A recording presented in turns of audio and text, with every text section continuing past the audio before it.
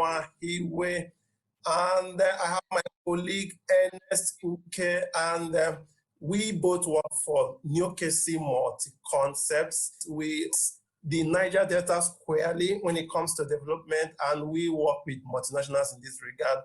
And we have seen some stories that we think you will be interested to know about what is going on in Nigeria's Niger Delta.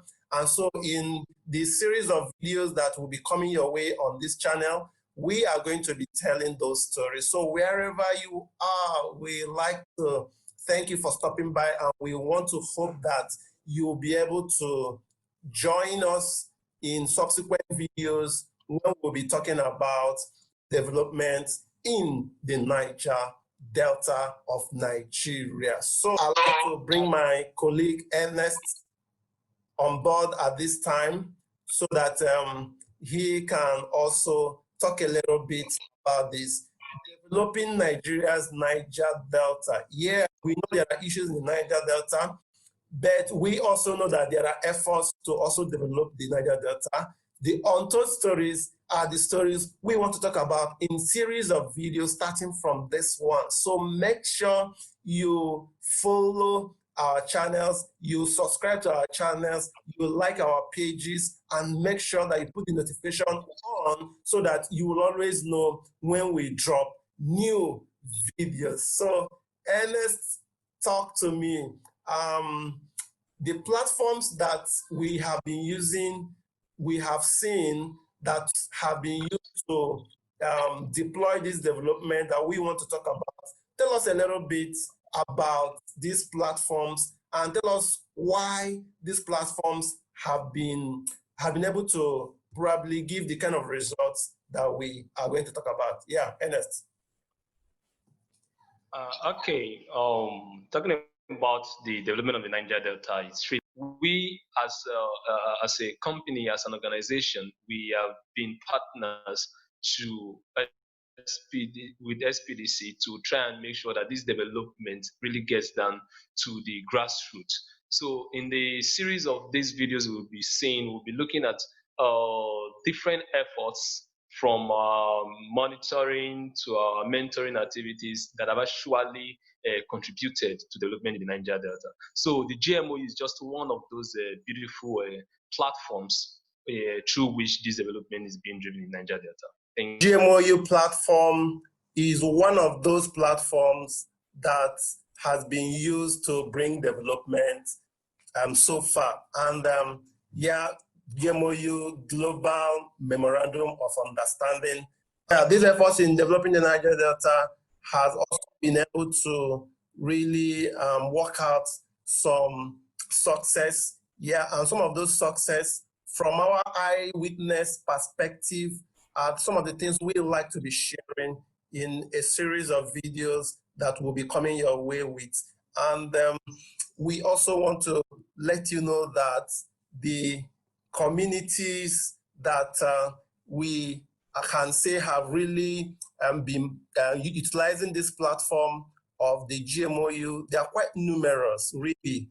So, but we will zero in on a few of them to be able to talk about what has been going on and what you need to know, the untold stories of developing Nigeria's Niger Delta. So Ernest, please come in again and give us a little more idea about what the GMoU has been able to help to accomplish in Nigeria's Niger Delta, and what can be done, even the other possibilities that we that are really, really out there that can also be achieved using the GMoU model. It's quite different from all other forms of platforms through which SPDC has been trying to deploy development. How is it different?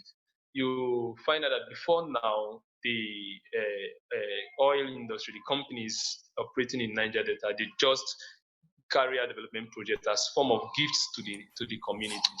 But the GMoU model is a game changer. Instead of just dishing out some of these projects as kind of gifts, because in so many cases the are not consulted on the choice of projects. In the case of the GMoU, it's a different ballgame. The community actually takes the leading role, drives the process from project selection to project execution, and even the management of the whole process.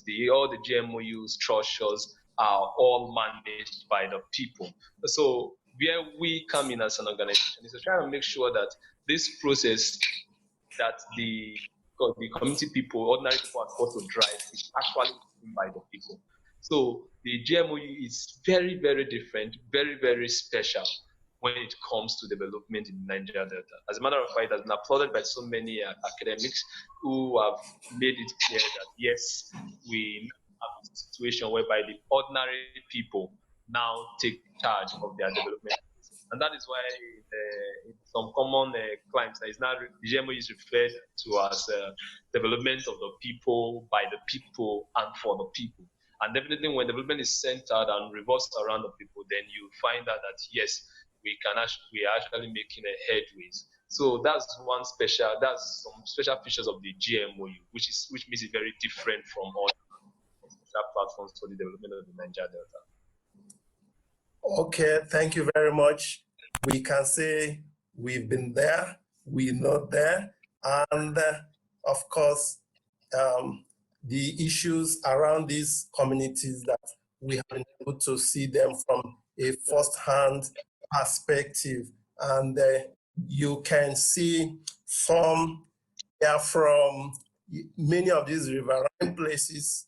We can actually tell you that the places we have actually visited there.